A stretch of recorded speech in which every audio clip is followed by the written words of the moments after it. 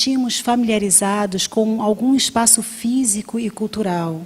Geralmente, atribuímos a esse espaço de referência o título de nossa casa, nosso lar.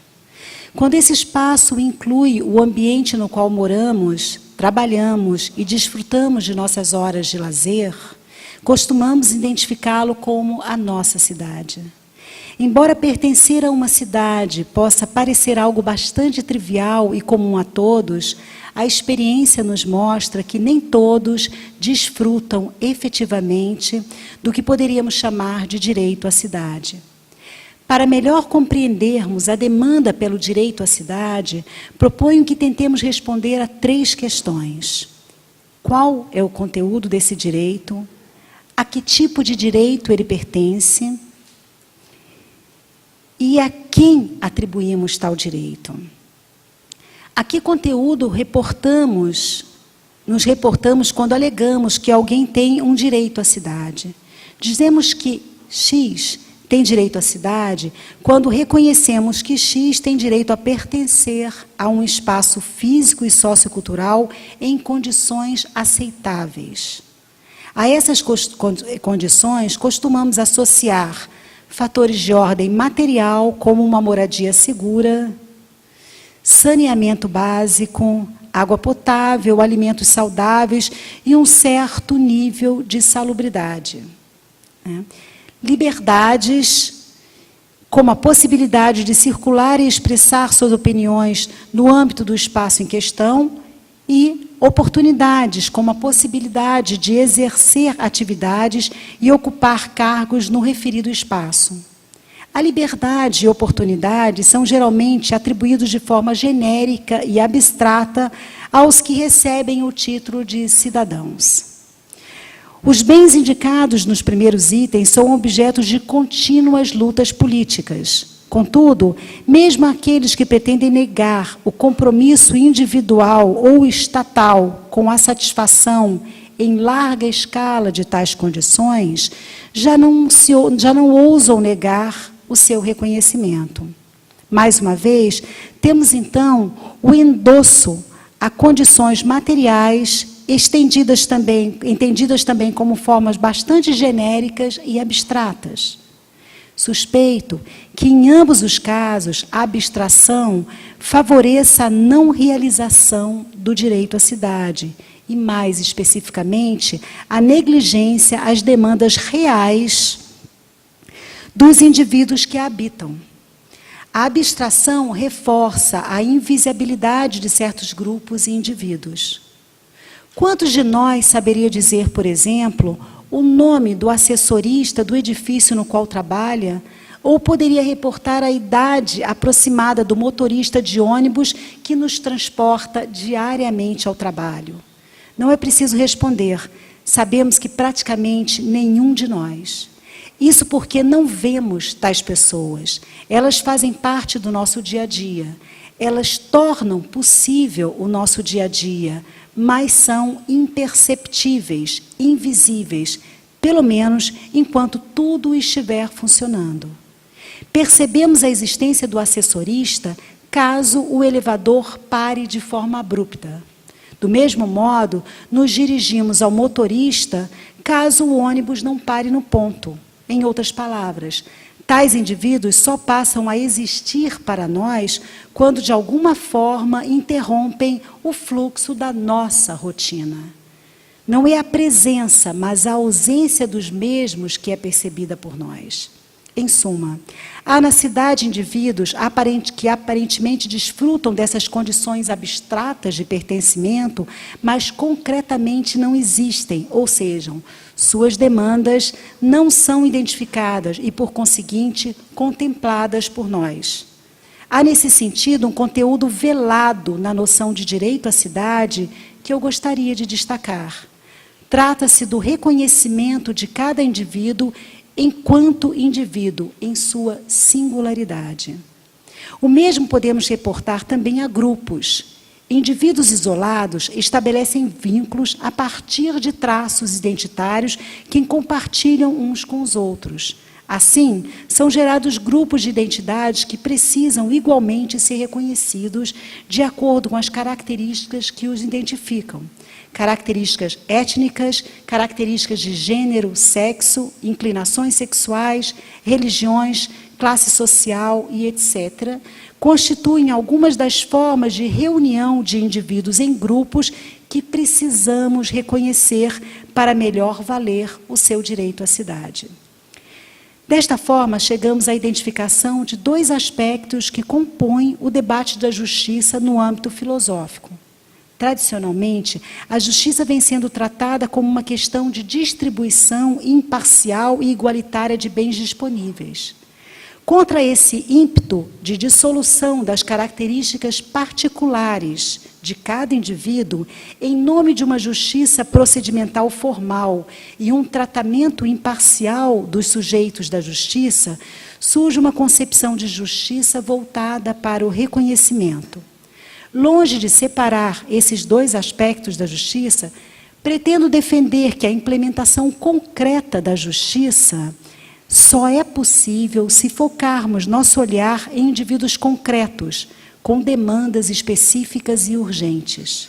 Desta forma, quero chamar a atenção para o fato de que há no nosso entorno inúmeros indivíduos que possuindo ou não bens materiais, sendo ou não capazes de exercer liberdade, estão tendo seu direito à cidade sistematicamente negado, porque são invisíveis, são meros instrumentos da nossa realização.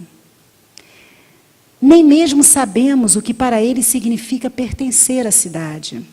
Qualquer conteúdo legítimo do que queremos compreender como direito à cidade precisa dar conta do reconhecimento de suas demandas, por conseguinte, do reconhecimento da alteridade e da singularidade que povoa a nossa cidade.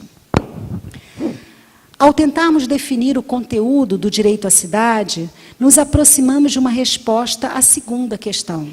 O conteúdo do direito à cidade aponta para garantias mínimas de subsistência, liberdades básicas, oportunidades e para o reconhecimento de características identitárias constitutivas dos diversos grupos de indivíduos. Nesse sentido, ele parece pertencer ao grupo dos direitos que tradicionalmente chamamos de direitos humanos e que, por razões que ficarão mais claras no decorrer do meu texto, pretendo denominar de direitos básicos ou fundamentais. O que são, então, direitos básicos?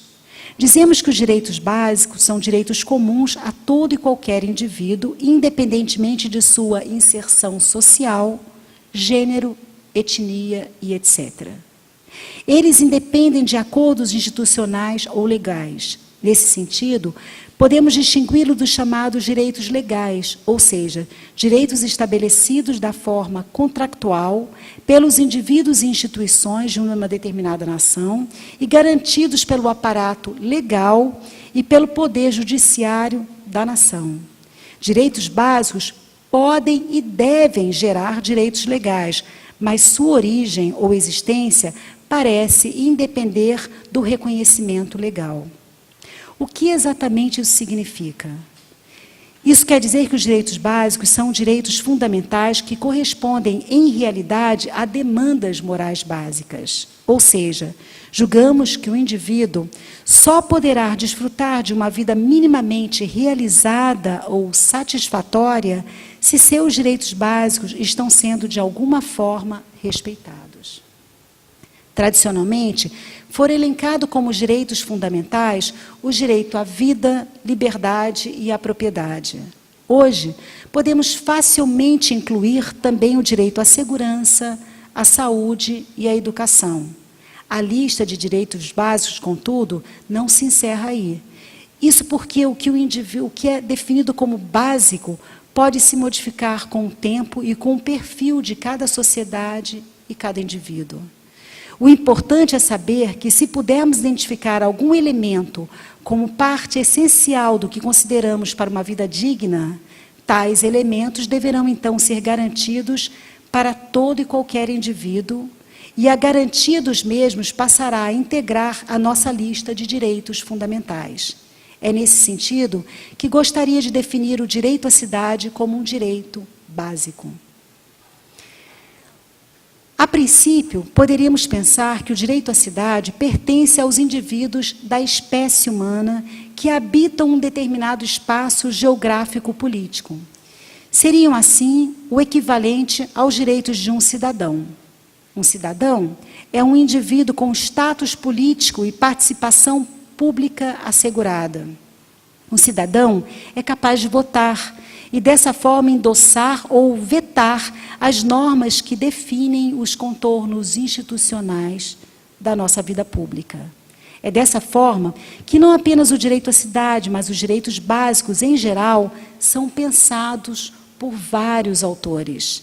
Nesta tradição se insere John Rawls, o principal mentor da filosofia política no século XX, Habermas, o filósofo alemão que se tornou uma celebridade no âmbito das ciências humanas pela formação de sua ética do discurso, Amartya Sen, prêmio Nobel em economia, pela inclusão de novos indicativos para a definição dos níveis de pobreza e riqueza de uma nação, e ainda Nancy Fraser, filósofa feminista norte-americana, que buscou conciliar uma concepção de política, justiça, com distribuição de bens e reconhecimento. Todos eles, cada qual à sua maneira, irá focar o caráter universal da moralidade e a demanda por igualdade na justiça no ser humano, entendido como livre, racional, razoável, capaz de deliberar e participar ativamente do pleito político. Em sua Justiça como Equidade, Rawls pretende estabelecer um modelo para a definição de princípios de justiça em sociedades ditas ordenadas, ou seja, sociedades não oneradas pela carência extrema de recursos e ou instituições frágeis e desestruturadas por ordens socioculturais diversas. Dentro desse modelo ideal, caberá ao indivíduo socioeconomicamente ativo, representativo dos diferentes níveis econômicos da sociedade, livre, racional e razoável, deliberar sobre os princípios que irão reger a estrutura básica da sociedade. Trata-se, assim, de um novo desenho de uma situação contractual ideal, onde, mais uma vez, os detentores de direitos e deveres são, a grosso modo, seres humanos livres e racionais. Em Habermas, regras morais e do direito serão definidas através de uma situação de fala ideal regida por princípios de uma ética do discurso. Nesse contexto, indivíduos com poder de deliberação deverão, livres de qualquer forma de coação externa ao poder da própria argumentação, alcançar um consenso sobre a validade das regras morais e ou da efetivação dos direitos políticos positivos. Os potenciais integrantes de um tal discurso de fundamentação racional serão, portanto, indivíduos capazes de satisfazer as condições da ética do discurso. Serão indivíduos capazes de colaborar e questionar livremente argumentos e se deixar influenciar pela racionalidade dos mesmos.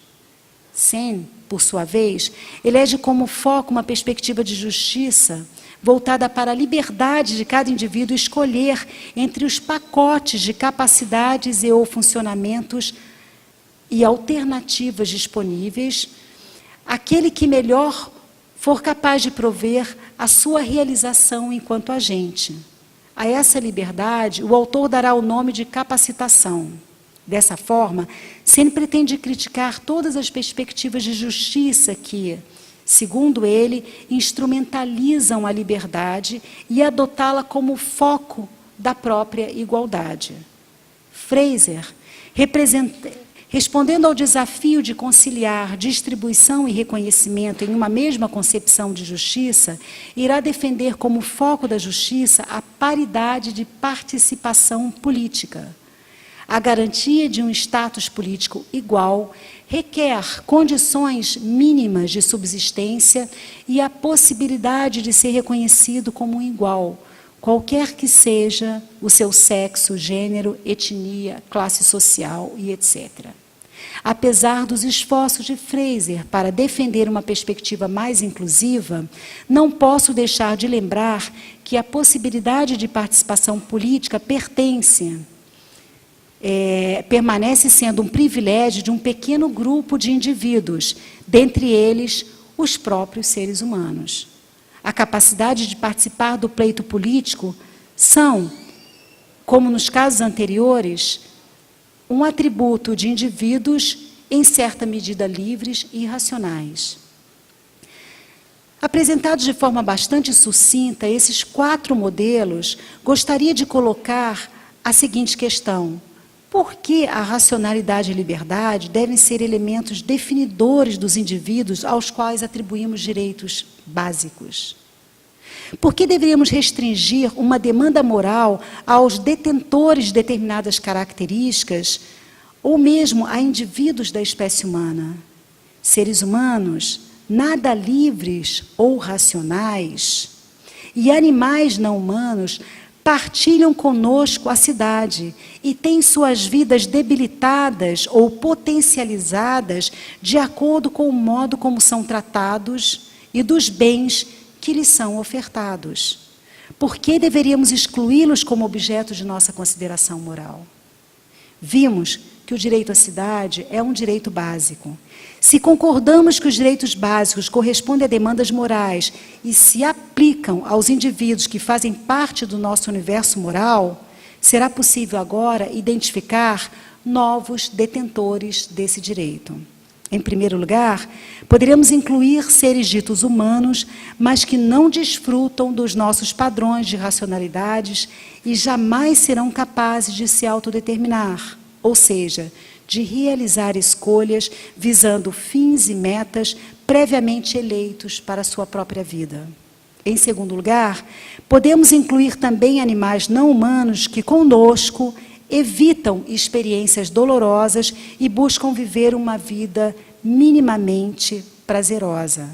Em terceiro lugar, poderemos incluir todos os seres para os quais podemos vislumbrar alguma forma de bem viver, forma essa com a qual passamos então a estar comprometidos. Esse pode ser o caso, por exemplo, do próprio meio ambiente.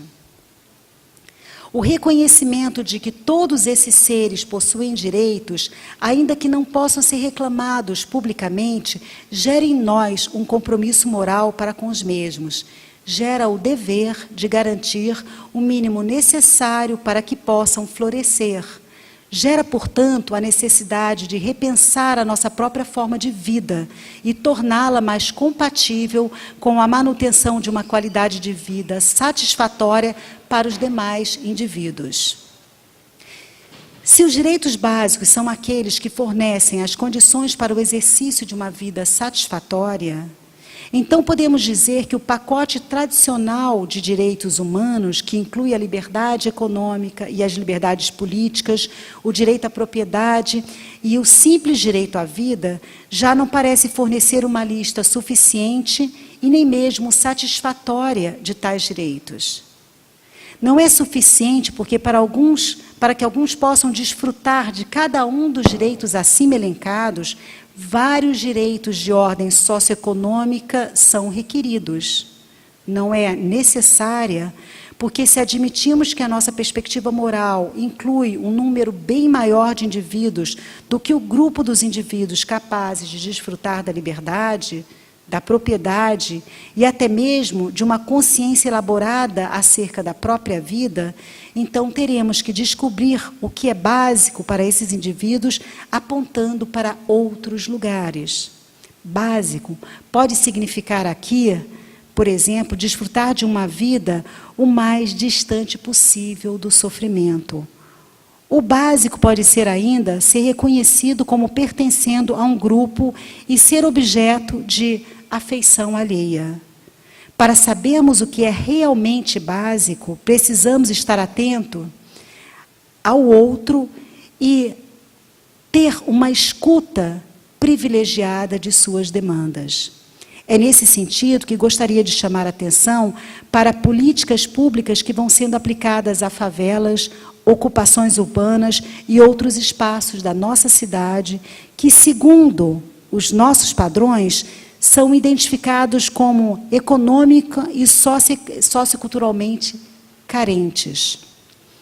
O fato é que projetamos os nossos padrões do que seja a organização ideal desses espaços urbanos e muitas vezes imponho a eles medidas que nada têm a ver com as demandas reais dos grupos que pretendemos atingir. O pior é que tais imposições expressam ainda uma visão negativa de suas formas de vida, reforçando os estigmas e preconceitos que recaem sobre os mesmos, negligenciando totalmente a possível riqueza de um modo de vida outro. O que quero dizer é que, mais uma vez, estamos tornando invisíveis ou simplesmente inviabilizando o que não queremos ver. E, num só gesto, contribuímos para reforçar a baixa estima de certos grupos e indivíduos e, ao mesmo tempo, perdemos a oportunidade única de descobrir uma forma de vida outra, capaz de colocar em xeque nossos próprios padrões e enriquecer nossas próprias vidas. Admito que o Estado e suas instituições básicas têm o dever de garantir condições mínimas de subsistência a todos os indivíduos, mas cabe a seus representantes e a todos nós ampliar os nossos sentidos para melhor compreender nos diversos espaços da cidade o que representa esse mínimo, sem apresentarmos uma fórmula pronta extraída das nossas próprias demandas. Para que fique mais claro o meu ponto de vista, trago agora exemplos concretos. No processo de maquiamento da cidade maravilhosa para os grandes eventos, favela, barras, comunidades e ocupações urbanas estão sendo removidos. Segundo o discurso oficial,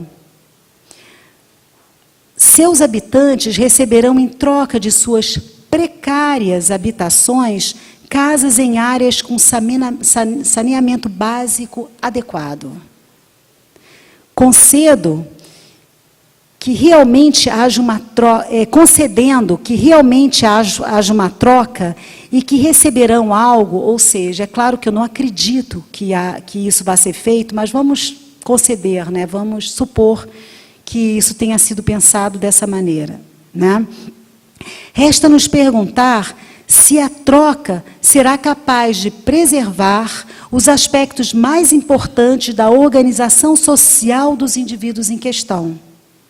Podemos considerar injusto deixar pessoas viverem sem saneamento básico adequado, mas não seria igualmente injusto fazer com que abandonem o local onde organizaram suas vidas e estabeleceram os vínculos culturais e afetivos que definem sua própria identidade?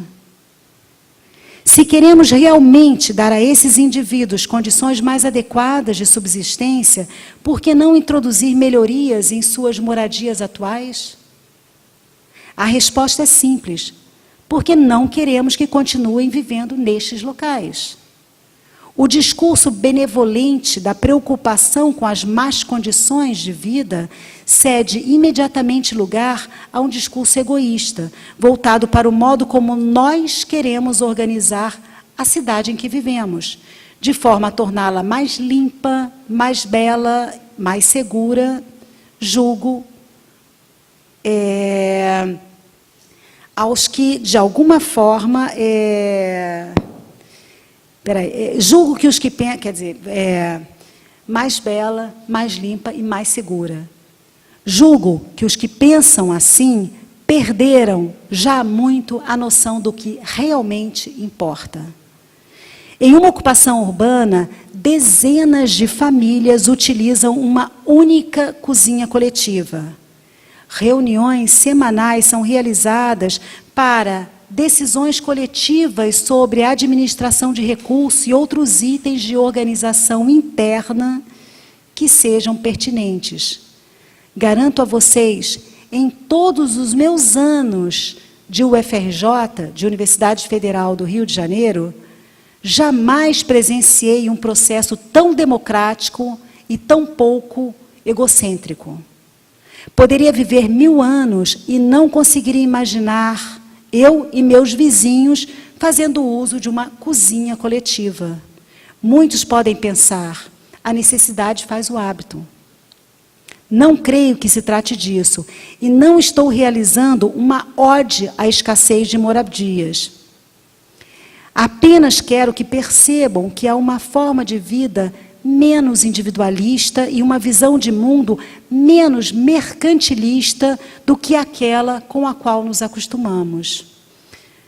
Quando interferimos e destruímos essa forma de vida, todos perdemos. Pois, além de destruirmos o que há de mais valioso para alguns indivíduos, perdemos nós mesmos a oportunidade de confrontar nossos padrões, aprender com a diversidade e, quando possível, buscar uma forma de vida menos individualista e menos voltada para a opulência e aquisição adicta de bens. Para concluir minha lista de exemplos, gostaria de lembrar de Estamira. Isso é uma personagem no cenário carioca que já faleceu, era uma moradora de um lixo, chama o Lixão Gramacho, e tem livros e um filme sobre a vida dela, né, feito com ela própria. Então, gostaria de lembrar o exemplo de Estamira, a iluminada moradora do Lixão Gramacho, tema de um livro, de um filme, de uma peça de teatro, todos maravilhosos e imperdíveis. Estamira nos revela ter tido uma única sorte na vida. Isso é ela que fala no filme, o Lixão Gramacho. É nesse ambiente totalmente condenado por qualquer padrão de salubridade que essa mulher, pobre, negra e dita louca, encontrou o seu lugar, o lugar onde se sentia verdadeiramente realizada, sua casa.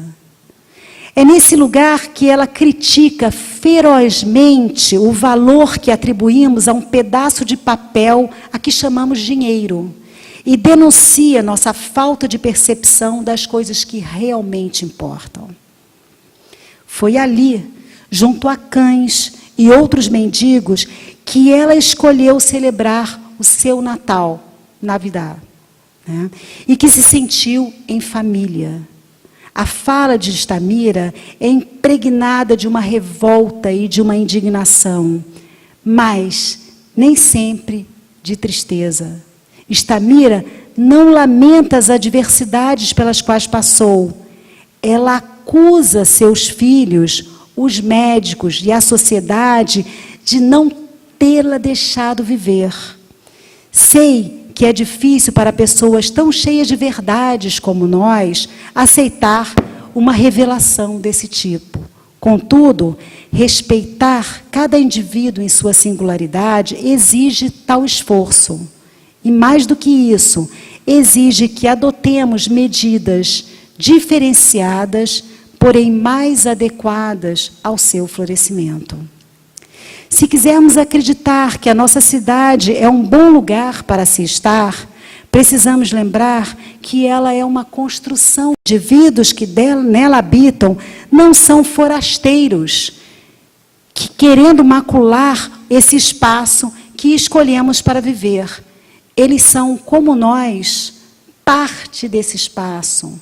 Sejam eles humanos, moradores de Ipanema ou da Maré, humanos, moradores de rua, comunidades terapêuticas, asilos ou orfanato, gatos e cães de rua, micos e aves, ou a Baía da Guanabara, as praias de Sepetiba ou as palmeiras do Jardim Botânico.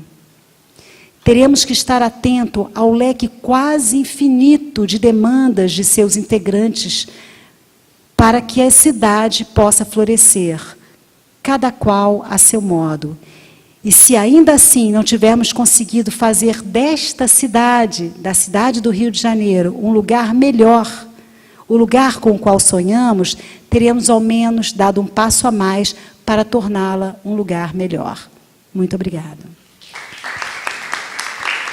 E falar um pouco de que estávamos falando antes disto, não? De la necessidade de escuchar as demandas individuais de cada um e o que cada um pensa que seja do lugar onde quer estar, não?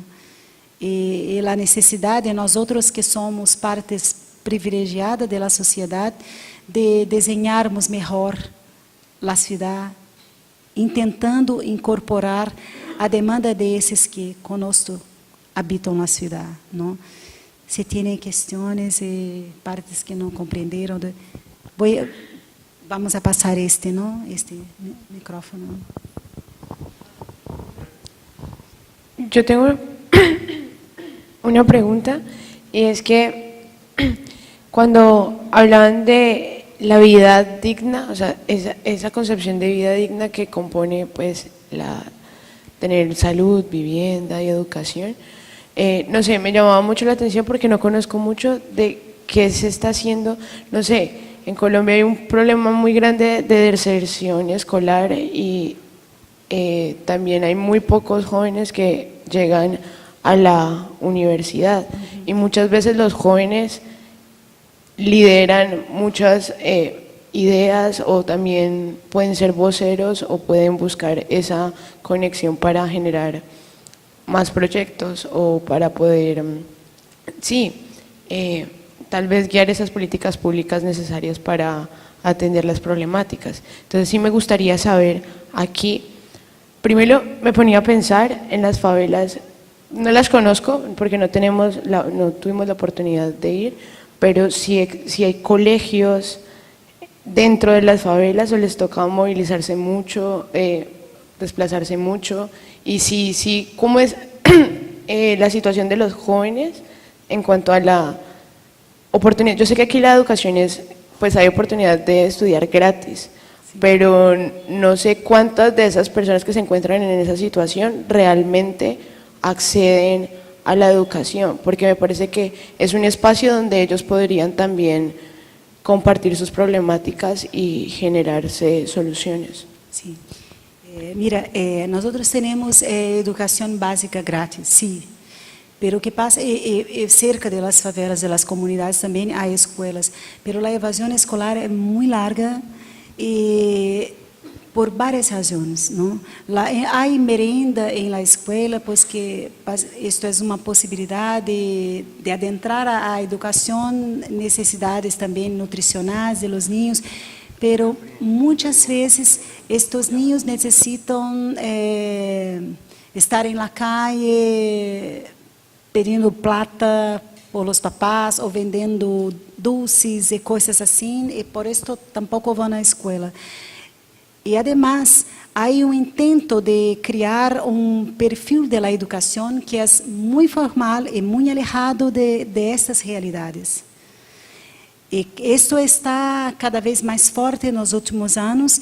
Então, incluso há pouco sacaram do currículo básico da educação artes, filosofia, sociologia e uma série de coisas assim. E o que passa na sociedade brasileira, nós temos uma cultura de dança e música muito forte. E nada disso é valorado na escola.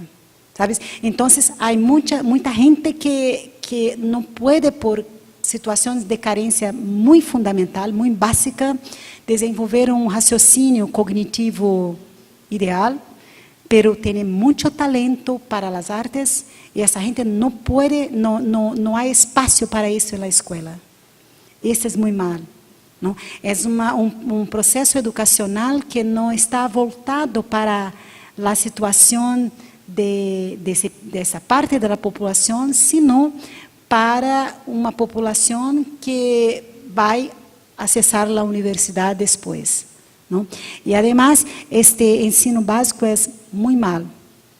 Al pasado no, pero ahora tiene los profesores, los sueldos de los profesores es muy bajo, los profesores tienen que trabajar en muchas escuelas y por eso muchas veces no van a dar clases y la gente tampoco es muy bien cualificada ahora, entonces es un problema estructural.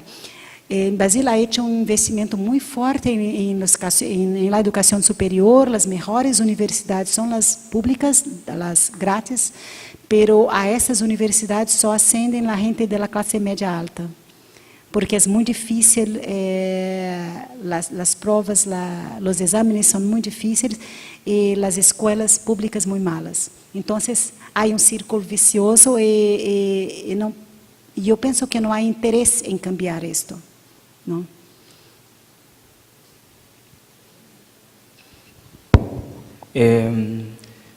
Yo quería, como, no sé, plantearlo a manera de crítica, pues era un poco lo de la ciudad oculta, o sea que hay dos Ríos de Janeiro, la que, pues, la clase media y como la clase baja de la que casi nadie habla.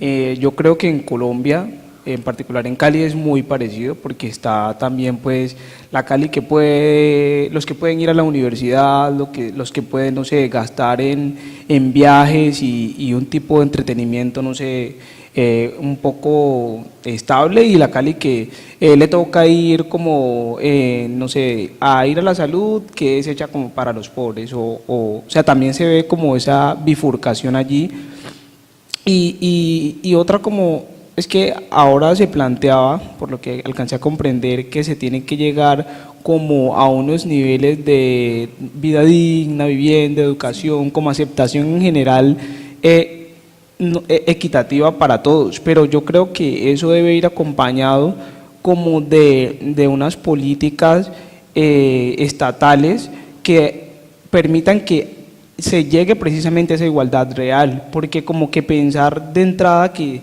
todos nos vamos a querer por igual porque nos nazca, yo creo que es un poco complejo, porque el ser humano es muy complejo. Entonces decir que no, los indígenas, los negros, los, no sé, los nativos de acá, los ricos, los pobres, todos nos queremos por igual, yo pienso que ese discurso es un poco, no sé, es complejo. Entonces es necesario a veces hacer discriminación positiva en aras de que se llegue a una igualdad, pues, real como tal. Era eso. Sim, eu concordo plenamente. A crítica que eu hago é justamente essa. Se nós outros falamos de igualdade em geral como uma abstração, então não logramos fazer justiça, porque a gente não é abstrata, a gente é concreta e concretamente são vulneráveis às discriminações das mais distintas. E se não tentamos socorrê-las ou protegê-las nessas discriminações, não hacemos justiça, não vamos a respeitá-las como iguais, não? E eu concordo, sim. E eu estava falando com o Luiz, ele quando vêm do aeroporto até a cidade, esse é um pouco o percurso que ha hecho o coche, não? Há esses murales que a gente lo dice. O discurso oficial é que isso propiciava era uma melhoria do ruído para a gente que vivia na favela, pero é claro que não é isto, não? Então, además, há dibujos de la parte bonita de la ciudad, en esta mesma situação. Isto me parece tão ultrajante, sabe? A gente não pode mirar minha casa, minha habitação, pero vai mirar adelante de minha casa o pão de açúcar. Então, há dibujos do pão de açúcar e todo assim. Isto é incluso uma tentativa de inviabilizar fisicamente, que é muito terrível, não? E isso faz com que a gente que viva por detrás del dibujo pense que nós outros não valemos nada. E por isso não podemos, nossa casa, no lugar de onde vivemos, tem que ser invisibilizado, tem que ser substituído por partes mais belas, mais lindas, mais limpias da cidade, não? Esse é.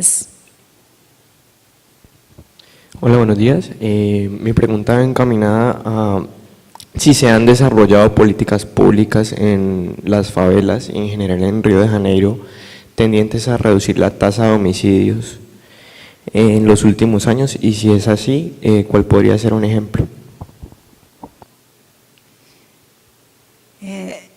Específicamente por questão da violência em las comunidades. E eu, sabes, em geral se habla que há muitas mortes em função das brigas internas, por controle do tráfico e coisas assim.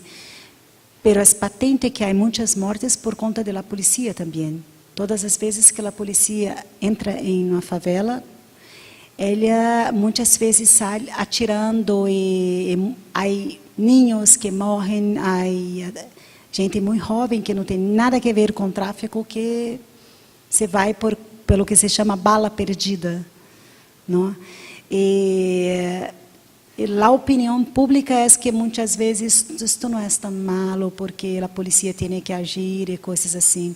Então, eu não creio. Eu creio que a política pública mais direcionada para isto foi a UPP, a tentativa de imponer uma polícia local que teria mais contato com a comunidade, pero não sei, não falaria que isto foi em função da diminuição da mortandade em la comunidade, senão por uma necessidade de mostrar que a cidade está mais segura. E está mais segura para que se ocorram os grandes eventos e coisas assim, né?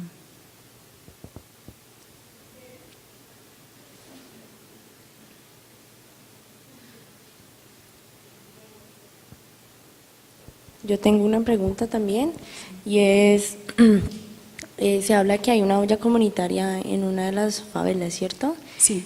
Digamos, esa olla comunitaria también es una forma alternativa o una forma de soberanía alimentaria, ya que digamos los costos de las comidas acá son pues elevadas, no sé, lo he notado yo.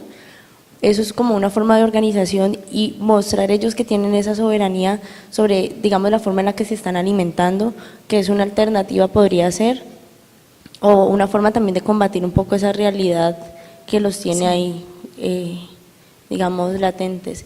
Y tenía también otra pregunta, y es que si además de, bueno, de todas estas organizaciones estatales o ONGs, en la comunidad también hay una forma de resistencia o reivindicación de sus, lo que usted decía, como esas formas culturales que son fuertes, que son presentes, pero que si digamos la misma comunidad está haciendo una forma de educación entre ellos mismos para fortalecer digamos esos ámbitos culturales que no se pierden. En Cali digamos hacia la parte, hay un lugar muy parecido en Cali, lo que hablaba mi compañero, se llama El Distrito y son comunidades afrodescendientes. Entonces digamos está todo este problema de educación, de salud, inseguridad, violencia, pero digamos que ellos para combatir también un poco eso, forman una resistencia a través de sus formas culturales. Sí. Entonces quería saber un poco si hay acá… Sí. Claro, sí hay. Y yo creo que respondiendo un poco a la primera pregunta, hay las dos cosas. Hay mucha gente que empieza trabajos en la comunidad solamente para poner la culpa, né, para resolver uma questão personal de culpa com relação a todo isso. Pero há outros movimentos que atuam na favela que visam a criar uma autoestima em essas pessoas também. Eu creio que este de que falei no artigo em que vocês leram, a ação comunitária, havia tentado um pouco isso, tanto que cambiou os livros da biblioteca, não se tratava de la literatura tradicional, sino do relato da gente que vivia ali, não? Porque o que passa também é que essa gente é tão bombardeada por uma outra cultura que eles têm uma autoestima muito baixa. E há a necessidade de tentar reconstruir isto, não? Há todo, isto estava falando também antes acerca da mídia, todo o tempo eles estão enterados de que eles não são belos, de que eles não têm valor. E isto está muito internalizado. E muitas vezes eles reproduzem isto. Então, há também movimentos de gente que tenta sacar de allá estes valores que são deles, não, que são próprios desta cultura que é deles, não? E há muita resistência. Por exemplo, há música muito típica da gente que vive nesses lugares, não? Isto incluso já está incorporado, mas o que passa em quase todo em Brasil é que há uma incorporação que também se transforma numa transformação mais tolerável desta cultura. Então, há um cambio de conteúdos para que isso seja mais tolerável e que possa se escutar no rádio, em la tele, não? E há sempre este conflito. Muitas vezes, quando a classe média alta ela assimila ou ela reconhece quando tendo algum valor, ela lo hace cambiando o conteúdo, não?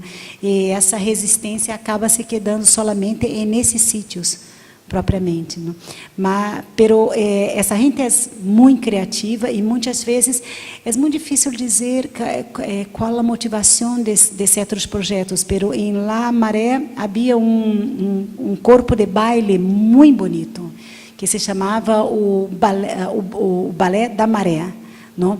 E há uma película incluso acerca disto e eles davam espetáculos em teatros oficiais e todo o tempo a temática era a vida nesse sítio. Incluso tinham cenas belíssimas onde eles bailavam e luzes como se fossem balas de revólveres estivessem atingindo a gente correndo de um lado para outro. Então mostrava a gente que volvia da escola, volvia do trabalho, na hora em que começava um tiroteio na favela. Era muito bonito e uma forma muito forte de trazer a vivência deste sítio para a gente que não conhece isto. Pero isso também se acabou e a gente que fazia parte desse corpo se quedou em la mesma situação. Muito pouca gente foi absorvida pela cultura oficial, não pelos movimentos culturais oficiais, né? Abriesa, eu me ouvirei de contestar essa questão de que hablasses dos quilombos, o que nós outros chamamos acá de quilombos, não? Sim, há um processo de reconhecimento das terras onde viviam as populações afrodescendentes. Pero esse processo é um pouco complexo. Eu, uma vez, falando com um professor colombiano, ele falou que o mesmo se passava em las Ilhas Margaritas. Por quê? Porque existe uma formalização de que os afrodescendentes são um grupo identitário. Pero há outra gente que não é grupo identitário, então não pode ter o direito à terra. Então muitos tentavam fazer com que esta gente também falasse: mira, hables que é afrodescendente, então vai lograr a terra. E essas comunidades falavam: pero eu sou afrodescendente, pero também sou indígena e coisas assim, e é importante para nós outros sermos reconhecidos como essa mescla. Não podemos falar somos afrodescendentes solamente para que tenhamos direito à terra, não? Esse é muito complexo em Brasil, porque muita gente se quedou sem terra por causa disto, porque não aceitou o rótulo, não? A denominação pura e simples de que sou um quilombola. E, por outro lado, há muita gente que sequer compreende o que é isto. Há um documentário, o documentário em geral é malo, mas a história de que habla é importante. Se chama Quilombos do Brasil. E esse documentário percorreu várias fazendas antigas em Brasília que se tornaram quilombos, que foram reconhecidas como quilombos. E a gente que vivia lá não sabia sequer que em Brasília havia presidente, porque estavam tão alejados de todo que não tinha nem ideia do que se passava em la estrutura política. Pero o que passou? Gente de estes movimentos chegou até eles e falaram: mira, há uma demanda pelo reconhecimento desta terra e vocês devem fazer isso, entende? Pero há muito pouca conscientização de todo isto. Este é um problema, porque temos uma população muito alejada de los mecanismos de informatização convencional. Isso dificulta todo muito, porque quizás não era importante para essa gente ser reconhecido como quilombo por uma outra coisa, pero vamos a meter isto porque é uma garantia. Pero não temos como saber se era isto que eles efetivamente queriam, não? Então. Bueno, yo tengo 3 preguntas. La primera es acerca de los habitantes de la calle, porque venimos de una ciudad donde de hecho hay bastantes y en ciertos lugares de la ciudad están concentrados, pero tengo la impresión que aquí hay muchísimos más, tal vez. Entonces quería saber si se hace algo al respecto, si hay algún programa, política pública, si es una problemática de Río de Janeiro o si es de pronto más generalizada. La otra es acerca de la policía, porque siento que casi no he visto policías. Sí, ¿de verdad? Sí, yo siento que casi no he visto policías, que he visto más habitantes de la calle que policías. O pues no sé si sea mi impresión. Entonces quería saber cómo, pues ellos como dónde están ubicados, porque las personas se quejan mucho de la inseguridad. Entonces, si ellos hacen presencia de pronto en esos lugares, en las favelas, o si están ubicados en ciertos lugares de la ciudad en particular. No. Tá. A primeira pergunta, então, a polícia foi a segunda. Moradores, gente que vive na calle. Sim, esse é um problema em todo o Brasil. Pero a gente que vive na calle tem distintas motivações para viver allá, ou razões para viver allá, não? Uma das razões é esta de que nós temos um transporte privado, não? E a gente foi alejada da região onde trabalham, então não tem como pagar para ir todo dia a la casa e volver, e además estão muito lejos e muita gente então se queda na calle, não? E además disto, há outra gente que está na calle por razões psicológicas e razões as mais diversas, não? O que passa há medidas do governo acerca disso? Sim, há, por exemplo, abrigos. Pero a mim me gusta muito dar este exemplo do abrigo, porque os abrigos são locais onde a gente pode ir por noite e se quedar e dormir. Pero há uma regra, e a regra é que não se pode levar animais. E observem que a gente que vive na calle quase sempre tem animais. E se nós contestamos isto, eles falam: mira, mas já há uma cama lá, há coisas. ¿Por que temos que deixar animais? O que passa é que esses animais são a família desta gente. E uno não vai a um abrigo e deixa seu filho e sua família afuera desse sítio, não? E, además, muitos falam de que não há segurança para eles no abrigo. Muitos têm as coisas saqueadas, ou são vítimas de discriminação, se são travestis, por exemplo, e coisas assim. Então, parece que o abrigo não é um lugar seguro. E, además, é um espaço onde eu não posso estar com minha família. Não? Então, não há políticas públicas acertadas, eu creio, porque a ideia é que o que uno necessita é somente uma cama, e eu creio que eles necessitam muito mais do que isto. Não? E há, por exemplo, hoje, a grande dificuldade com a questão do crack, não? As cracolândias e etc. Agora nós temos um prefeito louco em São Paulo, não? Que resolveu recolher toda essa gente. Há uma política de internação compulsória dessa gente, e o que passa é que esta gente é muito diversa.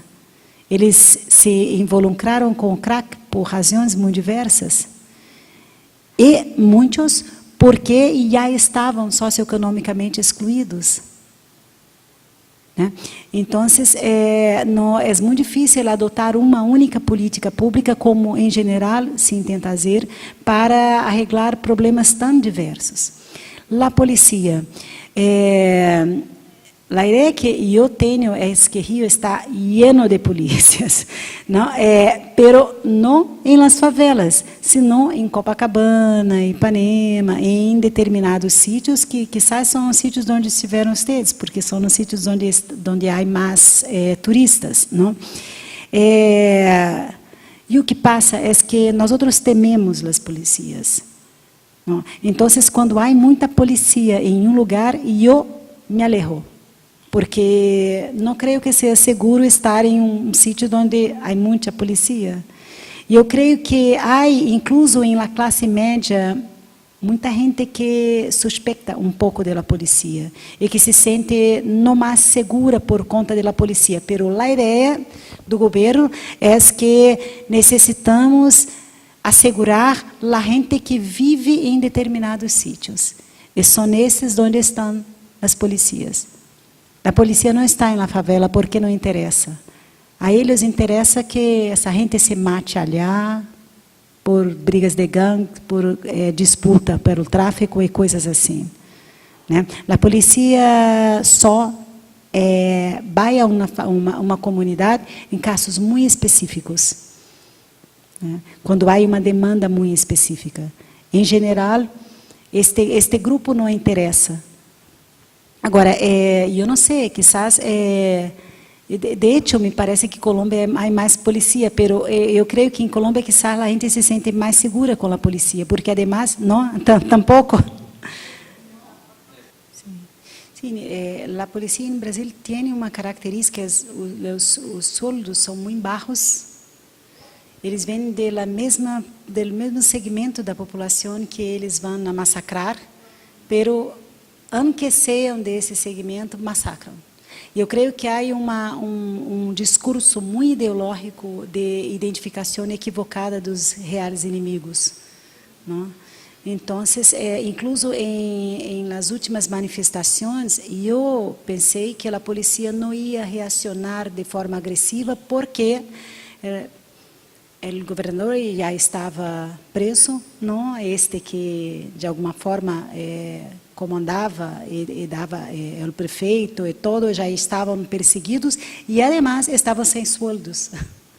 Pero aunque esté sem sueldos, eles são agressivos com essa gente que se manifesta e tudo.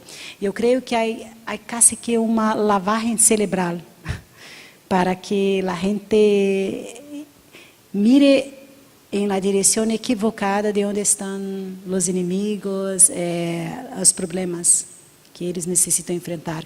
Porque, de hecho, há muitas mortes entre os policiais também, porque não têm preparo, estão despreparados e o tempo todo estão em regiões de confronto, quando há. Não? E eu creio, a interpretação que eu tentei dar do conflito era de visões de mundo, não? Que mundo é este que queremos? Que cidade é esta que queremos? E é que a gente intenta fazer crer que essa não é a questão, que a questão é a questão de escassez, não? Pero me parece importante que se perceba que não é a questão de escassez, é claro que há escassez, pero además de esto há uma visão de país distinto, não? Se conseguimos viabilizar que este é o pano de fundo de todo isto, quizás podemos tentar convencer a gente a um câmbio maior. Pelo que passa é que sabes, eu estou muito pessimista com relação a todo isto, porque durante os últimos anos nós tentamos falar de justiça, falar de reconhecimentos de direitos, por exemplo, LGBTs, um reconhecimento da diversidade, e de súbito quizás não de súbito, pero de súbito é a sensação subjetiva que uno tem, né? A sociedade brasileira se pôs muito preconceituosa, muito restritiva e ha hablado, não queremos este cambio, não queremos caminhar nessa direção. Não creio que seja somente a sociedade brasileira, eu creio que o mundo, não, se tornou mais intolerante nos últimos 2 anos, não? Pero isto foi uma surpresa muito grande.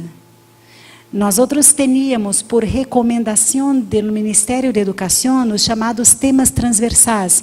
E ali entrava a questão da discriminação racial, da discriminação por orientação sexual, uma série de coisas, por questões de tolerância religiosa e etc. E a famosa questão de gênero, não?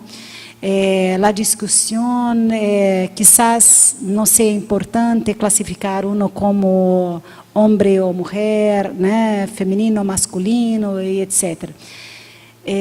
Durante anos, o MEC, o Ministério da Educação, ha tentado fazer que essa discussão adentrasse os currículos das escolas públicas para produzir algum cambio desses preconceitos. Agora, nós outros temos um movimento inverso. Em alguns estados, há incluso uma lei que proíbe que essas questões sejam colocadas em escolas. Que é um grupo chamado Escola Sem Partido. É um grupo muito contraditório, que habla que não se pode discutir ideologia em escola. Pero o que passa é que isto é uma ideologia muito forte, não? A ideia é que uno não pode cambiar o que alguém traz de casa, né? Não seria bueno, seria uma violência cambiar as ideias, o ideário que uno traz de casa. Pero se uno traz de casa ideias racistas, ideias homofóbicas, há sim que cambiá-lo, porque há que conviver em uma sociedade onde há uma diversidade de indivíduos e que necessitam ser respeitados.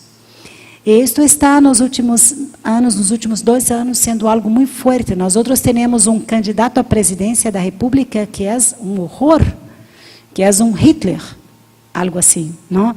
E há muitos, tem muitos adeptos. Isso é muito curioso, porque se me hablassem disto há alguns anos atrás, eu não creria que isso pudesse acontecer. Creia que nós tínhamos conquistado um câmbio na sociedade, pero quizás fizemos um câmbio muito fraco, ainda muito vulnerável à influência de certos grupos, e por isso não se cristalizou. Pero eu, de hecho, não sei o que vai passar, porque nós outros tentamos resistir a isso. Porque isso, incluso em las universidades, já há um discurso de que não se pode fazer críticas ou não se pode falar de certos temas. Pero em ética e em filosofia política, se eu não hablo de esses temas, não hablo de nada. É impossível. Não? Como eu creio que, incluso no ensino fundamental, é impossível falar de história, de uma série de disciplinas sem fazer uma crítica social, né? Então, me parece muito difícil saber o que vai passar por causa disso, porque há uma reação muito forte da população. Pero acompanhada de todo isto, eu creio que há também um câmbio da juventude. Durante muitos anos, a juventude foi um pouco abafada pela saída do período de ocupação militar, e a gente não falava, não discutia. Mas os jovens hoje são muito mais interessantes do que eram há 10 anos atrás. Estão muito mais conscientes da necessidade de certos câmbios e da responsabilidade por isto, não? E quizás eles vão tentar algo, cambiar algo. Eles estão em las manifestações, em todos os sítios, tentando fazer cambios. Yo tengo una pregunta que se salió un poco de la discusión que estamos teniendo en este momento, pero usted hablaba sobre participación política como la vía hacia ese reconocimiento de derechos y hablaba sobre racionalidad. Yo quería preguntar si aquí en Brasil se dan también prácticas sobre compra de votos. Yo sé que claramente la participación política no está solamente dirigida hacia el voto como tal, pero en Colombia es algo muy frecuente y creo que ahí hay una disyuntiva entre lo que sería la racionalidad. Sí, claro. Yo vendo mi voto como tal porque tengo una necesidad de con ese dinero comer o votar por elegir y cambiar mi situación a largo plazo. Entonces, esa es la pregunta. Sim, claro, há a prática de comprar votos. E eu creio que em Brasil nós outros não temos, embora a gente hable isto, uma democracia de hecho deliberativa, porque a gente não delibera acerca de nada. Temos uma democracia agregativa, são contados os votos ao final, não? Pero o que passa é que a classe política é muito pouco creível em Brasil. E, sabe, se eu necessito de uma camisa nova, de alguma coisa, porque não vou a marcar lá o nome de este que me deu esta camisa ou este de que necessito? Porque o discurso é que são todos iguais. Então, de hecho, não faz muita diferença se vou votar nesse que me deu a camisa ou no outro. Há muita compra de voto. E por isso não há muita responsabilidade da gente por o hecho de votar.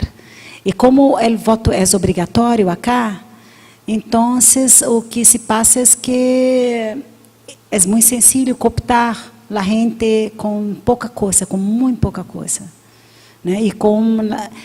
E é muito difícil porque as campanhas são muito superficiais e a gente não sabe. A estrutura do Estado brasileiro é muito complexa, quizás de todos os estados, mas a estrutura política é muito complexa. A gente não compreende, não somente porque a gente tenha pouco estudo, porque eu tampouco compreendo, é complexa a coisa, não? Então, político diz que vai fazer algo por aquela região, só que ele, de hecho, não pode fazer porque isto não está no poder executivo e sim no poder legislativo. Pero uno não sabe que papel tem cada poder. A gente não compreende isto. Então, seria muito importante uma reforma política e uma conscientização da população acerca de como funciona isto. Que tenho que pressionar para lograr determinada coisa? A gente não sabe quem é responsável por que setor, quem está habilitado a resolver determinado problema. E por isso é muito fácil cooptar. Não? Eugênia e Fábio, vocês querem se poner acá para que eles possam fazer perguntas a vocês? Porque creio que tenho muita experiência que pode interessar a eles, não? Então venha, Fábio. Obrigada, Maria Clara. É bastante instigante, não? É muito instigante. ¿Tú eres brasileño? Sí, desde Río. Ya. Para mí es duplamente instigante porque yo vengo de una experiencia diferente, ¿tá? Diferente de Cali, de la ciudad de Cali, de Colombia.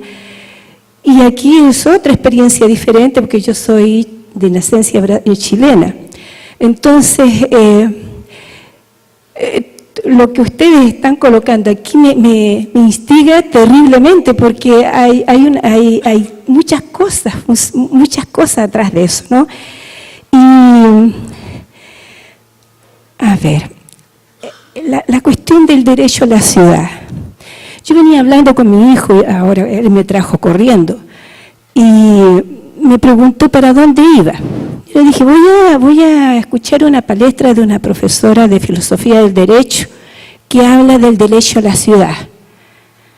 Mi hijo es músico. Me dijo, ¿derecho a la ciudad? Claro.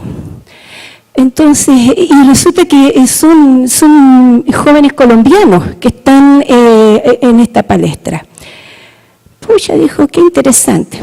Y aquí entra la cuestión del derecho a la ciudad en Río de Janeiro. Ahí mi hijo me dice, pero mami, me dice, los brasileños cuando van a Chile se encantan con la ciudad y nos pusimos a conversar sobre eso. Y realmente el problema del derecho a la ciudad aquí en Río de Janeiro está muy, pero muy relacionado con la cuestión de la desigualdad social espantosa que existe en Brasil. Los brasileños van a Chile y se encantan con una ciudad que es accesible al ciudadano.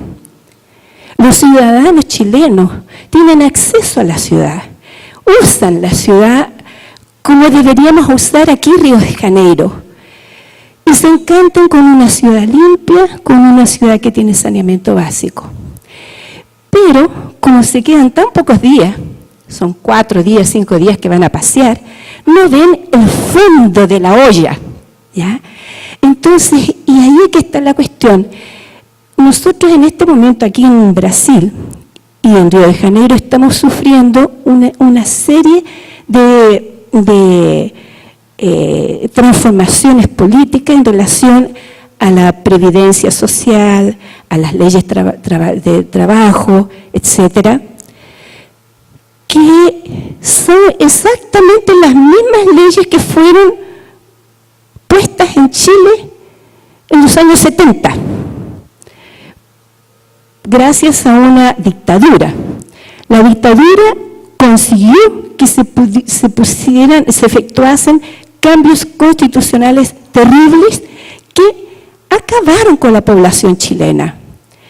Y recién ahora en Río de Janeiro, los colegas del derecho, de la filosofía del derecho, los sociólogos, etcétera, se están dando cuenta que en Chile es algo espantoso, que realmente ese boom, esa cosa maravillosa que existe, que dicen que existe en Chile, no existe. La gente de edad está sufriendo toda la perversidad de esas leyes que están queriendo implantar ahora. Y yo digo, pero si yo estoy hablando de esas, desde que llegué a Brasil, que estoy diciendo lo mismo.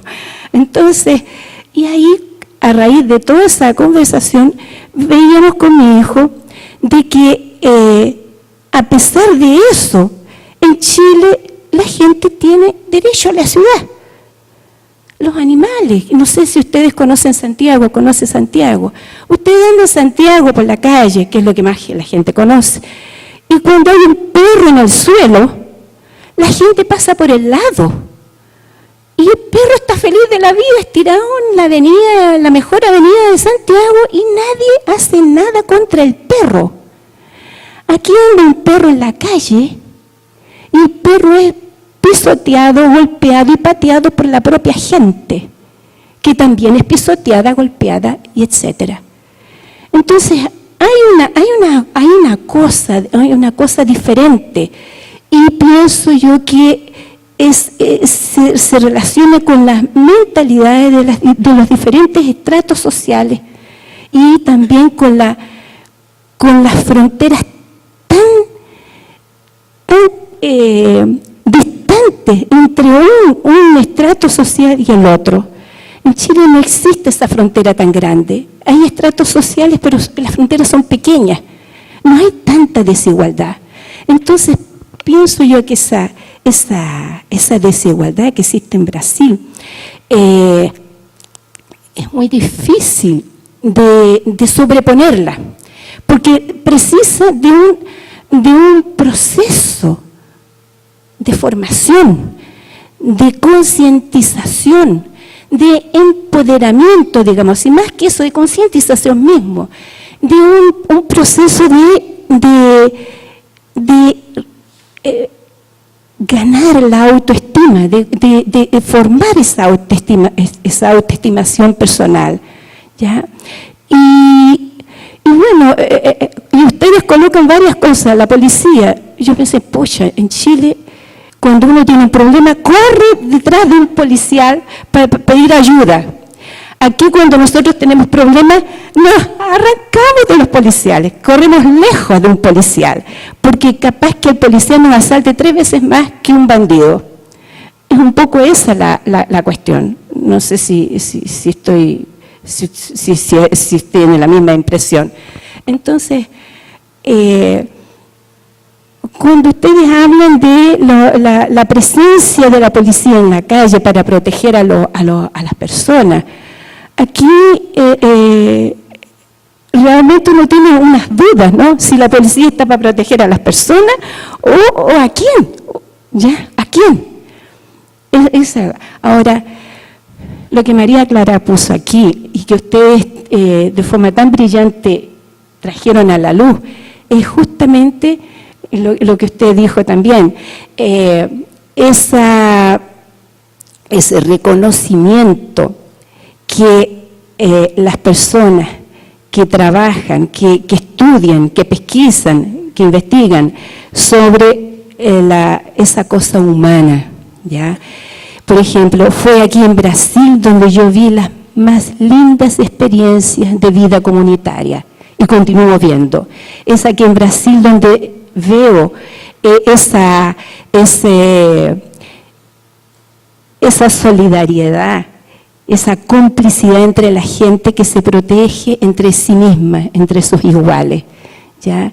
Esa experiencia del anticonsumismo, esa experiencia de la cocina popular, familiar, popular, no me acuerdo cómo se llama, en que todos comparten de alguna forma el hacer común, el hacer de la comida algo viable y algo de todos, ¿ya? Y eso se contrapone, es una resistencia, creo yo, contra el consumismo, María Clara. Para mí hace 27 años que vivo en Río de Janeiro y todavía no me acostumbro al consumismo que invade las casas y las mentalidades de los cariocas. No sé del resto de Brasil, yo hablo de Río de Janeiro porque siempre viví en Río de Janeiro, pero es un consumismo así exacerbadamente perverso que lleva al bandidismo y lleva a todos esos problemas que se transforman después en una cuestión de policía, ¿ya? Entre otras cosas. Y me dio una alegría enorme que ustedes reconozcan eso. Yo soy profesora también y me cuesta un mundo que mis alumnos, que trabajo con formación continuada, trabajo con profesores, que mis alumnos profesores se den cuenta de lo que ustedes tan jóvenes se dieron cuenta rápidamente. Eso me llamó mucho la atención. Y eso tiene que ver con las experiencias que ustedes traen de donde vienen, ¿cierto? Bueno, ya hablé mucho ya. Buenas, gracias por su charla, Clara. Yo soy Fabio, soy profesor de filosofía en la Universidad Federal Fluminense, que está en Niterói, muy cerca de aquí. Pero en toda mi vida fui estudiante, incluso de la profesora Clara, he hecho mi maestría, mi doctorado con ella, entonces he participado un poco de todo eso, de la formación, del documental y todo, pero ahora soy profesor de un curso muy específico que es el curso de educación del campo. Entonces, este es un curso que no está en la ciudad de Río, aunque sea parte de la Universidad Federal Fluminense. Entonces está más o menos 5 horas desde aquí. Y me voy ahí toda la semana. Y bueno, para mí es muy interesante pensar la ciudad desde el campo en Brasil, porque incluso cuando me fui ahí para dar clases de filosofía, bueno, he llegado en mi primer día con todas las cosas que he estudiado durante la graduación, maestría y doctorado, y me quedé en clase con mis estudiantes indígenas, quilombolas y de todo el movimiento social del campo, que miraba para mí y hablaba a mí poco importa que ha hablado la Grecia antigua. No quiero hablar de eso, quiero hablar de filosofía indígena. Es de eso que quiero hablar. Y entonces me miraba para ellos, bueno, claro, tenemos que hablar de eso. Y por eso empecé a pensar mi propia formación, que era una formación de la ciudad, y no sabía de eso. Para mí era filosofía, una idea abstracta, pero para mí yo no sabía que era desde un lugar muy específico, mi filosofía, que yo hablaba en singular, pero desde entonces hablo en el plural, filosofías, ¿no? Y para mí pensar la ciudad desde ahí, estoy ahí hace un año solamente, pero hacemos un camino, un deslocamiento, ¿está correcto? Un deslocamiento semanal, incluso con los estudiantes. Para mí es muy importante pensar cómo se quedan estos estudiantes cuando llegan en la ciudad de Río. Muchos tienen más o menos 20, 21 años, y cuando llegan aquí no se sienten parte de Río. Para ellos es una cosa muy, muy diferente, aunque sean de Río de Janeiro, no se sienten parte de aquí. Y para mí es muy interesante y un desafío también pensar cómo el mismo estado, una ciudad que está muy cerca, porque para la dimensión de Brasil 4 o 5 horas está muy cerca, cómo es pensar la ciudad desde esta perspectiva, ¿no?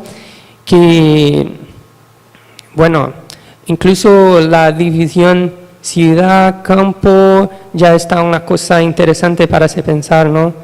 Porque la idea de inclusión también que tenemos está siempre para poner las personas que están fuera adentro, pero cuando hablo con mis estudiantes no quieren hacer parte de este proyecto de ciudad que tenemos. No me siento parte porque no quiero hacer parte de eso. No quiero hacer parte de esta ciudad que cuando camino tengo miedo de caminar por la calle. Incluso tengo estudiantes que han vivido toda su vida aquí en la ciudad y ahora están en el campo y que se sienten mucho mejor ahí. Entonces, la idea también de que la ciudad, este horizonte que todos nosotros queremos quedar, también creo que es una cosa que tenemos que pensar y cambiar, porque la idea de ciudad también es una idea, yo puedo decir, colonizadora, porque hay una arquitectura, hay una idea, hay una filosofía de la ciudad. Y para mí es muy importante ahora pensar las epistemologías de la ciudad y la epistemología del campo, porque desde ahí se puede pensar en una otra manera que es la pregunta que María Clara ha hecho, que es la pregunta en qué mundo queremos vivir. Y si queremos hacer desde el mundo una expansión de la idea de ciudad, no sé si queremos eso, no sé si queremos todos hacer parte de una ciudad que está fuertemente marcada por la desigualdad, violencia y todo eso, incluso la idea de consumismo, que para nosotros, si quiero tener una alimentación orgánica, está muy cara. Pero si me voy a 4 horas desde la ciudad de Río, todos mis estudiantes tienen su horta en su casa, comen sus comidas orgánicas, que las personas no tienen en su vocabulario la idea de alimentación orgánica, pero sí que tienen. Incluso yo especialmente trabajo con la idea de género y sexualidad en el campo. Y ahí sí que hay muchas cosas que tenemos que pensar, incluso también la idea de las mujeres rurales, la relación del uso de agrotóxico, el impacto en la salud de la mujer campesina. Eso sí que tenemos que pensar mucho porque aún hay una desigualdad de género muy fuerte, incluso en el campo, que es una idea que a mi manera de ver es una idea importada de la ciudad, de la manera de construir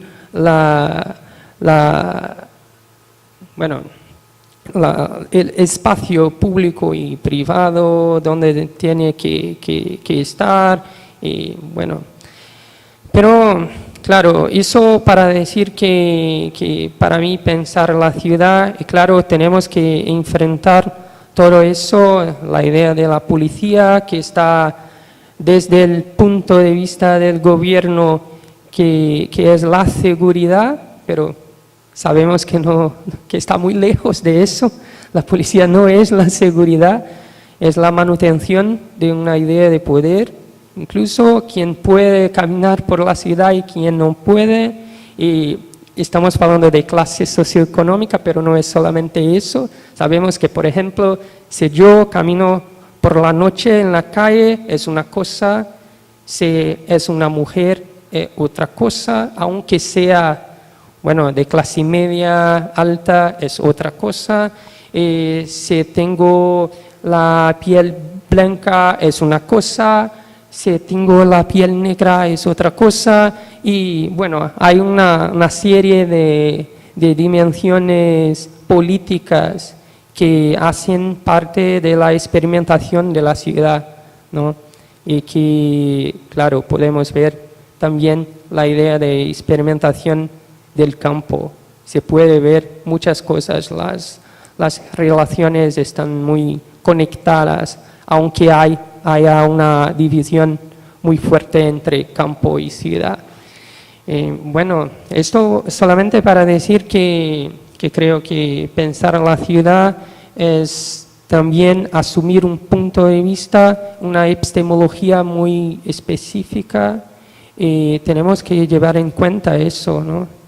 Para entonces hacer un proyecto de qué mundo queremos vivir, qué ciudad queremos construir y qué tipo de relación queremos tener con las otras personas, con el medio ambiente, con los animales no humanos y, bueno, con el mundo en general. Vocês têm outras perguntas? Eu sei que vocês têm hora.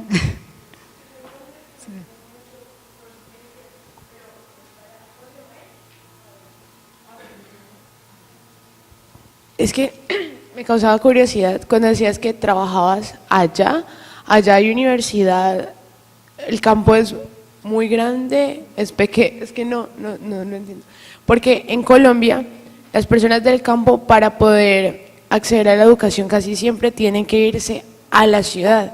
Entonces, cuando decías que dabas clases y tus estudiantes allá y los movilizabas hacia acá, me causaba curiosidad porque me parece pues genial que en el campo, no sé cómo sean las condiciones, igual es que en Colombia también el campo siempre está, pues son veredas, montañas, lugares en los que ni siquiera hay carreteras adecuadas para que las personas puedan como ir y venir, desplazarse desde su casa, entonces les toca irse a vivir por temporadas muy grandes o es definitivamente a la ciudad para acceder a la educación. Entonces sí me gustaría saber si en el campo hay universidades y no sé, es curiosidad.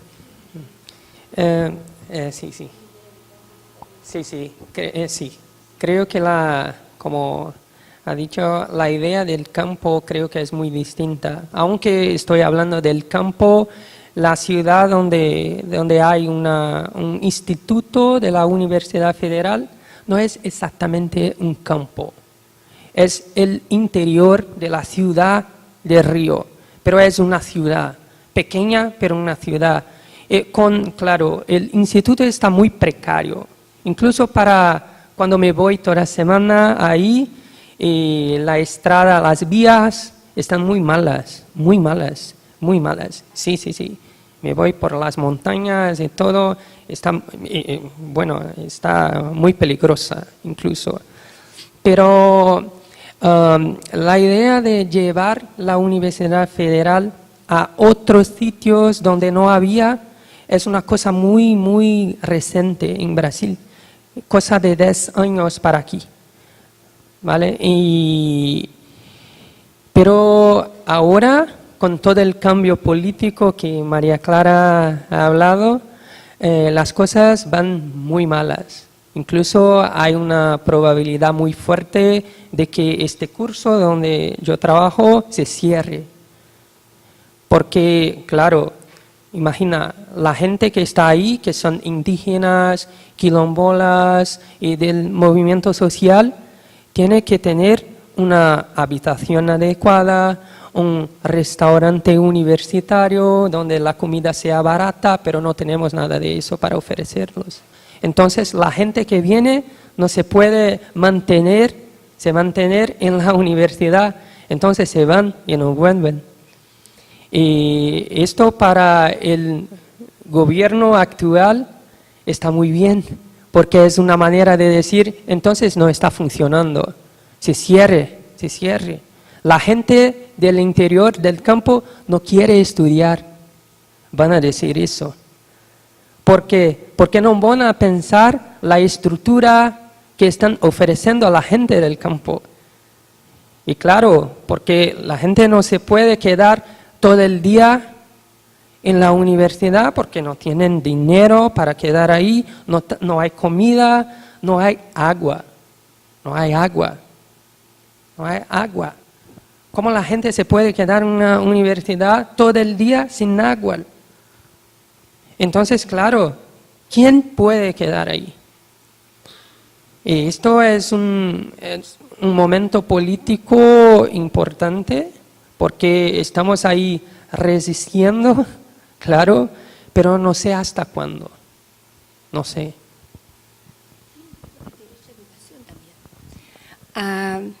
Fíjate, en Brasil,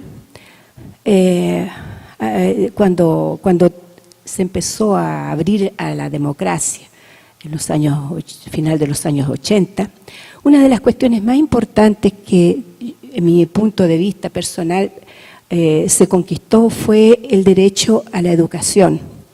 ¿Ya? En un momento en que Latinoamérica partía para la educación como un bien de consumo. El caso más patente es Chile, que privatizó toda la educación.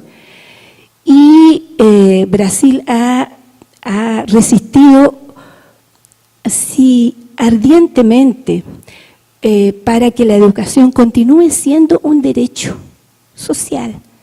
Y es por eso que tenemos una educación básica gratuita y una enseñanza superior gratuita. Esa idea de que haya universidades en lugares tan distantes del Estado, que son más o menos 6 horas. Yo sé todo esto porque trabajo con agricultores familiares también. Entonces, ¿qué pasa? De repente me empecé a dar cuenta de que el sudeste, del cual, la región del sudeste del cual Río de Janeiro hace parte, debería aparecer ante el mundo como una región próspera. Entonces, ¿cómo hacemos para que parezca próspera si hay tantos problemas? Entonces se inventó de implantar centros universitarios en las regiones más distantes de la capital del estado, que sería la región metropolitana de Río de Janeiro.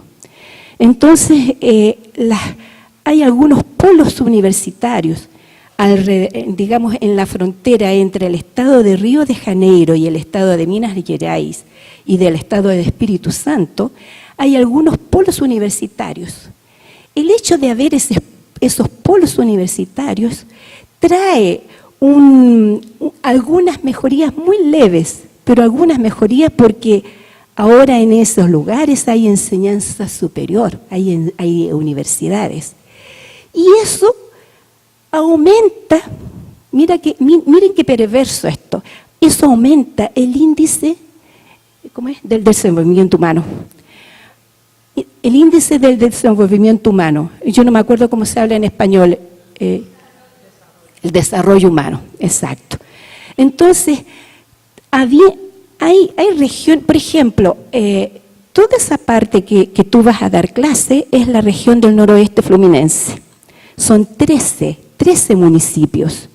13 municipios que tienen el índice de desenvolvimiento humano más bajo del estado de Río de Janeiro y de la región sudeste.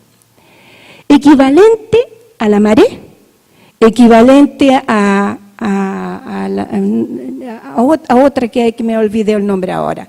Entonces, tienen un índice muy bajo, pero el hecho de tener un campo universitario hace que algunos quesitos del índice de desarrollo humano aumenten.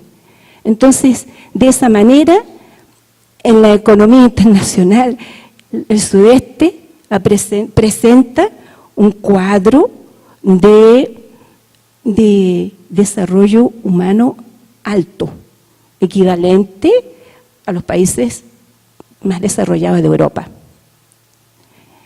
Y eso es terrible, porque las condiciones de las universidades que están en esos municipios, en esas regiones, son muy graves.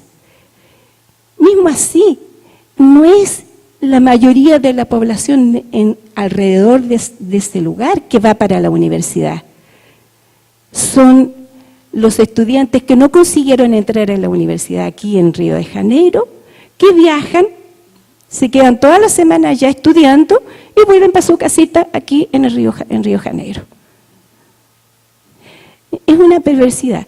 Y disculpe, voy a hacer un comentario alrededor. ¿Por qué que nos dimos cuenta de esto con mi hijo? Porque mi hijo tuvo que hacer su licenciatura en música y tuvo que hacer el trabajo de conclusión de curso, la monografía. Y me preguntó mi mamá, ¿y cómo voy a hacer? Bueno, hacer cosas de música. Y fue a hacer cosas de música y ahí él como producto fonográfico que es también, se dio cuenta que en la universidad no enseñan cuestiones de sonido.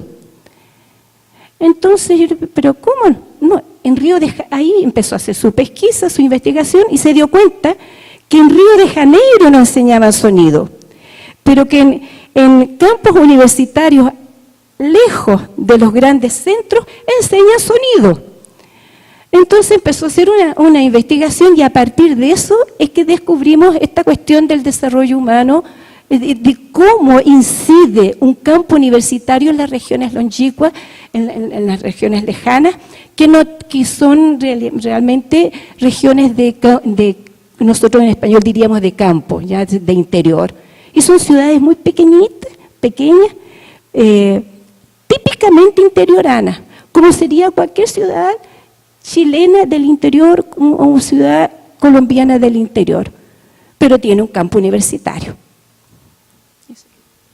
Me gustaría también decir una cosa más, que es, imaginen que, bueno, con la llegada de la universidad en esta ciudad, las cosas están más caras, porque ahora hay profesores universitarios caminando por la calle, claro, hay incluso extranjeros, ahí, sí, extranjeros de Río mismo, pero hay gente de todo el Brasil que van ahí para dar ponencias, participar de cursos variados, y la ciudad ahora se queda más cara.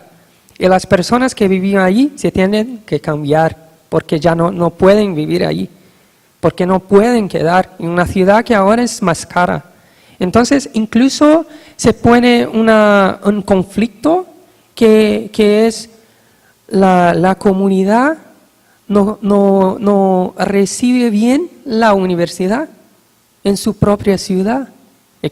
Pero claro, todo ha cambiado desde la llegada de la uni ahí. Y bueno, hay un montón de nuevos conflictos con la llegada de la uni.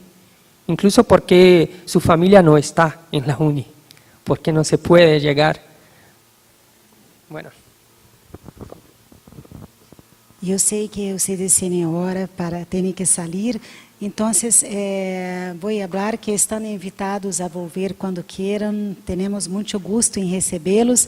Vou poner acá site onde vai estar a gravação esta e uma foto que vamos fazer agora de todos para que se quedem com recuerdos de nós outros, não?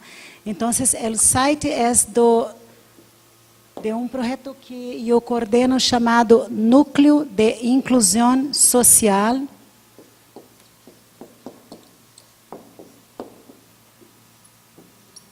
E neste site vocês podem encontrar também estes vídeos, porque nós outros trabalhamos com videoativismo. Temos classe de videoativismo para que a gente possa produzir vídeos e passar em escolas e coisas assim.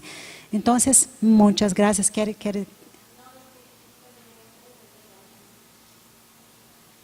Me parece muy interesante esas cuestiones de trabajar de los modos audiovisuales porque son también una forma de llegar a las personas diferente a cómo se pueden hacer con las lecturas. Sí. Una pregunta, ¿acá hay antropología? No. Sí, ¿Sí? hay. ¿Trabajan la antropología visual? No. No sé. No, pero no. es más o menos todo lo que ustedes nos mostraron sí. en los videos, entonces me parece muy interesante también.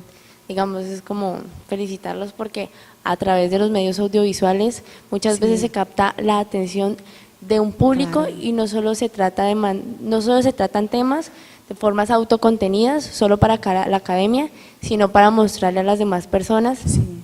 lo que está sucediendo. Entonces me parece Sí. muy interesante. Nosotros usamos esto como estratégia educacional, né? Películas e documentários e uma série de coisas. Vamos a sacar a foto?